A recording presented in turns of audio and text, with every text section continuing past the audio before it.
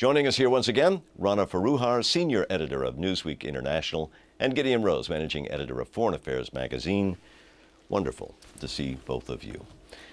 What happened in Switzerland? There was this buildup where I thought expectation was so low of any sort of agreement with Iran, and yet magically we seem to have a tentative deal. Gideon? Well, they seem to be moving forward. The Iranians seem to be accepting some degree of external control, sending some of their materials out to be processed elsewhere. And we don't really know how the details are going to work. We don't know just how much will ultimately be sent out.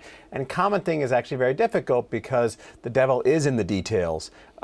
So it seems like there's progress, but it would be just as silly to get too excited yet as it would have been to get too pessimistic when nothing had happened previously. Yeah, Rana, I'm with Gideon here. I don't know enough to even know whether I should say, wow, they did a good job, or what happened? Well, it's a very complicated process. You have this deal to send out the enriched uranium. It goes to Russia, then it goes to France, then it goes back to Iran. We don't know yet whether the Iranians are even going to let international officials into Qom. That remains to be seen. I think what needs to happen now, though, is that Obama and the allies need to remember that Iran is very weak. The government is very split. And so it's a good time for diplomacy and soft shoeing. And I think the Iranians need to seem to be allowing inspectors to come in rather than being pushed to do so. Everybody came in with their best behavior. Yeah, but you don't know how this is going to play out in the long term, which is really what matters. I mean, I'm a big Yankee fan, and the columnists have to write stories every single day about what happened last night and what it means for the season. And the players and the manager always say, relax, it's 162 games, and the trends will play out as we expect them to. But that doesn't stop the columnists from screaming or exulting every single day. And that's a little bit how we are following this process. It's going to play out over a long period. We don't know what's going to happen. And the idea that anybody can tell for sure whether engagement is going to work and over what short-range time frame is just silly. But isn't the long term favoring the Iranians? I mean, this is always what it's been about. We claim that they come in, they say, yes, we'll talk to you about it, stall, stall, stall. Meanwhile, the centrifuges spin, spin, spin.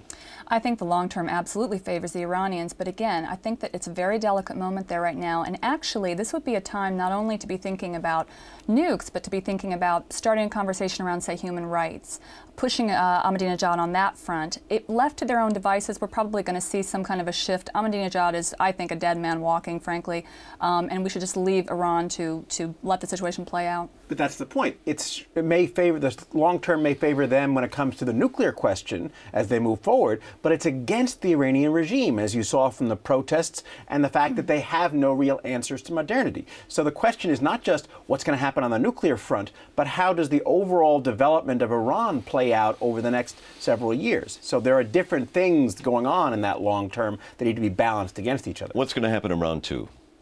At round two, I think that Iran is going to continue to make some concessions, and the Russians will continue to play a constructive role, but not so much that we're all going to be jumping for joy and feel the problem is solved. Rana, you think the same? Agreed. I think the nuclear program has actually widespread popular support in Iran. This is not something that's favored just by the conservatives, and I don't think that you're going to see them back away from it anytime soon. All right, let's move on to Afghanistan. Once again, major strategy review. Remind us, Gideon, what are the options the president faces here? Well, there's one option, which is to scale back your goals and your presence, concentrate simply on disrupting terrorists. There's another option to go ramp up both your forces and your objectives towards some kind of nation-building strategy combined with serious counterinsurgency to really make Afghanistan a stable, independent country and government. And then there's everything in between that's a mix that nobody really likes, but is probably where we're going to end up. General McChrystal wants 40,000 more troops in that country. Do you think he'll get them? I think he probably will. I think the latest stories that we're seeing shows that the counterinsurgency strategy is being favored. But frankly, I think the debate is a little bit academic, because to make either counterinsurgency or counterterrorism work, you need a legitimate partner on the ground, and we don't have that in Karzai. Right. With the government there is a real question. Who is the partner? Who are we supporting?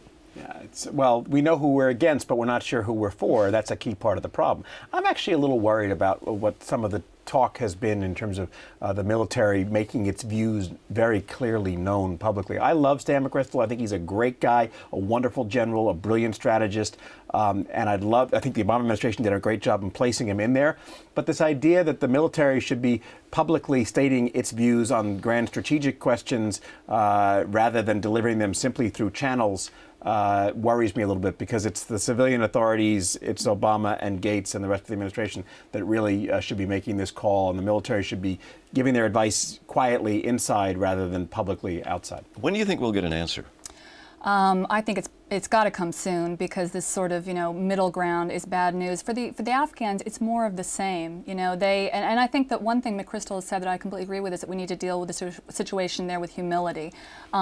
We need to make a decision soon, and then we need to get, if we're going to be behind Karzai, we need to figure out a way to bring him forward, possibly to have some kind of an announcement that he will support an anti-corruption regime. He'll kick his own brother out of command in Kandahar, things like that, just to make him a more legitimate figure. But I look at it on a more personal American view, and that is, if I had my son or daughter serving in Afghanistan, are they in harm's way, under-resourced, while they wait for the president to decide if or if not to send more troops? Well, you also have other children back home here who don't want to be blown up in a terrorist attack. And the real question is, how do you balance out the risks and costs of your troops abroad versus the risks and costs to your society as home? That's why we're there, after all, and we really don't have a good sense of what the true costs and risks are of the different approaches. You can have reasonable people can disagree about this. And they will, and we do. Gideon Rose, Rana Foroohar, thank you both. Wonderful to have you back.